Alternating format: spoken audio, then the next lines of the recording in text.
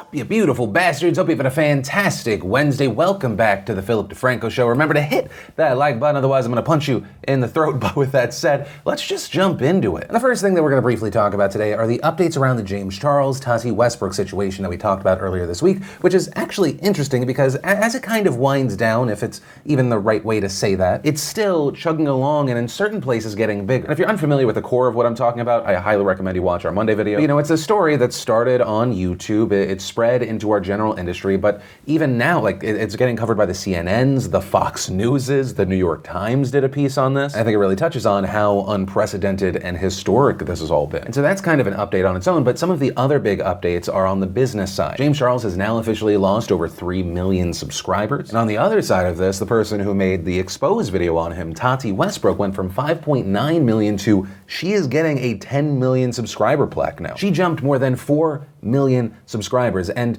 even saying those numbers, it doesn't really hit on how big of a deal that is. Because if you look at where she started, you're like, okay, well, she almost doubled. That's crazy. It's even bigger than that because if you look through the past 2 months of her videos range between 700,000 to 1.4 million views on average. Every now and then you have an outlier. And so really what she's looking at here with an injection of 4 million subscribers is an around 4x multiplier, which is great for her. And it also makes me wonder, because the start of this whole situation, what kind of sales she's getting for those vitamins. This appears to have been historically beneficial for her on the business side. But then on the other side of this, for James Charles, it appears more bad news. His apparel website, Sisters Apparel, went down yesterday, which actually looking into it isn't the most shocking news. Reportedly, Sisters Apparel had been affiliated with Killer Merch, and that's notable because as TubeFilter explains, Killer Merch is a full-service merchandise company owned by Jeffree Star that designs, manufactures, and ships products globally for the likes of Jeffree Star Cosmetics, as well as Kevin Hart, Lil Dicky, a slew of other brands that used to include Sisters Apparel, but as of yesterday, Sisters Apparel is no longer listed as one of their partners, which of course is not shocking given what we have seen Jeffree Star say about James Charles recently, notably calling him a predator and a danger to society in now deleted tweets. But what I think is important to note here is we have also not gotten a confirmation or public statement about this business news from James Charles,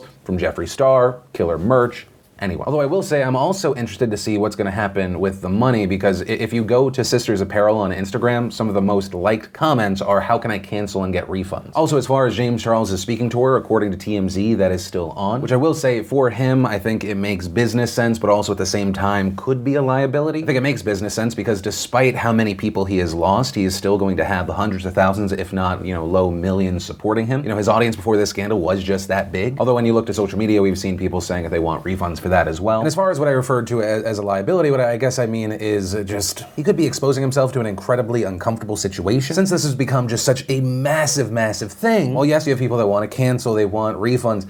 If I was him, I'd be worried that there are going to be people buying tickets so they could go to the shows just to openly mock me and film it. And obviously, while there would still be money in his pocket, I imagine just on a human level, that would be emotionally devastating. But all that said, ultimately, that is where we are right now. And of course, I'd love to pass the question off to you. Do you think the bleeding is over? What do you think about this reaction in general? Is there a potential for a bounce back? Yes, no, any and all thoughts? Let me know in those comments down below. And then let's talk about big news around technology and privacy. On Tuesday, the San Francisco Board of Supervisors approved a new citywide ordinance that bans the use of facial recognition technology by city departments. The legislation passed in an 8-1 vote, and it makes San Francisco the first city in the United States to pass an outright ban, with a stop-secret surveillance ordinance that passed stating, the propensity for facial recognition technology to endanger civil rights and civil liberties substantially outweighs its purported benefits, and the technology will exacerbate racial injustice and threaten our ability to live free of continuous government's monitoring. And in addition to this ban on facial recognition technology, all current and future technology being used for surveillance must be audited. And if a city department is looking into getting new surveillance equipment or even trying to acquire surveillance footage from an outside party, they must obtain approval from the Board of Supervisors. However, it's also important to note that it will not become an official law until next week when the board meets again to ratify the vote. So, why is this happening? What happened? And, well, it's San Francisco. The topic regarding technology, the future of it, privacy in general, it's very attached. And while to some of you, facial recognition technology may sound very futuristic, it's new, it's actually a tool that government agencies have been using for several years. They've been using it for a number of things like searching for a missing child, even preventing driver's license fraud. And Supervisor Aaron Peskin, the one who sponsored the ordinance, emphasizes over and over again that this law is not an attempt to fight technology. It's about trying to stop people from taking advantage of it. This is really about public oversight of surveillance technology. It does not actually stop surveillance technology, with one exception, which is facial recognition software. And this is really about giving policymakers the information that they need to safeguard these important technologies from abuse. Not from their use, but from their abuse. And among those concerned, it's not all about privacy, it's about the technology actually working. And for an example why, we can look to a 2018 study from MIT Media Lab that found, quote, error rates in determining the gender of light-skinned men were never worse than 0.8%. But for darker-skinned women, however, the error rates ballooned to more than 20% in one case and more than 34% in the other two. But also during a Board of Supervisors meeting last week, there were several citizens from around San Francisco that came and voiced their opinions. And a few there said that they believed that this ban would actually cause more crime and make investigations for police even harder. My reasons for opposing this legislation are: it will compromise public safety and it will create more barriers for law enforcement to carry out their duties. But that said, even the one board supervisor who did oppose the ordinance noted that while she disagrees, it is a very well-intentioned piece of legislation. But of course, the counter to that would be, well, it doesn't matter the intent, it just matters the net result. And I wanted to mention this story, one, because I thought it was interesting, two, it's the first one that we're actually seeing through, although there is a similar bill that was introduced in Massachusetts, but also three, to get your opinion on this. Do you think that facial recognition technology should be banned? Do you think that it goes too far, or it's a slippery slope, or do you think the positives, they supersede everything else? Any and all thoughts on this one, I'd love to hear from you. But from that, I want to share some stuff I love today, and Today in Awesome, brought to you by Phil.Ting.com. And Ting, if you don't know, does mobile phone service differently, and it's helping people save a lot of money on their monthly cell phone bills. There's no contracts, overage fees, any other carrier tricks. You're just paying a fair price for the talk, text, and data that you actually use. They give you complete control, and that's why Ting customers pay on average just $23 per month for their device. They've got nationwide LTE coverage, meaning you have a great network coast to coast, and almost any phone will work from Ting, from your ancient Motorola Razrs to the latest Galaxy S's, the iPhone 10s. So if you want to check out what this new, better future could look like for you, just go to Phil.Ting.com, and when you sign up using our link, you'll get $25 off your entire phone bill. And the first bit of awesome is, I completely forgot until today. I've only shared this on my Instagram. We're almost done setting up 2 new sets for some new things, some kind of things we've done before, but with a new twist. Yeah, I wanted to share it here too, so it's not just the Instagram folk seeing the cool stuff. Of course, excited about that. Then we got the news that season 4 of Rick and Morty is coming out in November. We had How It Should Have Ended giving us their version of the Spider-Man Far From Home trailer. Then we got a trailer for the new zombie movie, The Dead Don't Die, starring Bill Murray, Adam Driver, Tilda Swinton, and a whole hell of a lot of other big names. We got the Honest trailer for Speed. We had Casually Explained taking on Tipping. Trevor Wallace gave us part 2 of The Guy Who Never Left His Hometown. And of course, the thing I am most excited about, the best piece of awesome today in my opinion, is we got the trailer for season 5 of Black Mirror. I've seen some people kind of disappointed that there's only 3 episodes this season, but as long as they're good, I'm gonna be so happy. And the star power they have this year is really interesting. Then we had the Chrono.gg/Phil partner game of the day. Today it is Sundered, the Eldritch edition. It's a very well reviewed, unique looking, hand-drawn Metroidvania game. And if you snag it using our link before 9 a.m. tomorrow, you can get it not for the regular $20, but just $4.99. And if you want to see the full versions of everything I just shared, the secret link of the day, really anything at all, links as always are in the description down below. And then let's talk about the least in no way polarizing story of the day,